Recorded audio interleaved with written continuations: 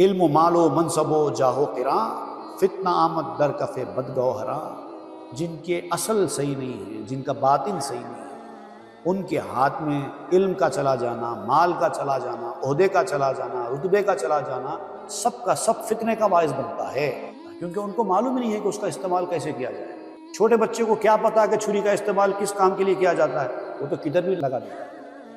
تو جو چیز کا استعمال جس کو معلوم ہے اسی کے ہاتھ میں وہ چیز دینا چاہیے، اس سے پہلے نہیں دینا چاہیے۔ پہلے استعمال بتاؤ، اس کو ٹریننگ دو، اس کے بعد ہتھیار اس کے ہاتھ میں۔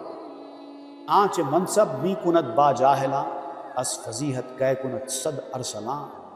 جو منصب کے آداب سے واقف نہیں ہے، جو اس کے اصول اور ضابطے کو جانتا نہیں ہے، وہ منصب کس کام کے لیے ہے اور اس پر بیٹھ کر کیا کرنا چاہیے، وہ عہدہ جو اس کو دیا جاتا ہے وہ کس مقصد کے لیے ہے بنایا گیا ہے، اگر اس کو اس کا کوئی علم نہیں ہے تو اس آدمی سے ہونے والی رسوائی 100 شیروں کی بربادی سے زیادہ ہے۔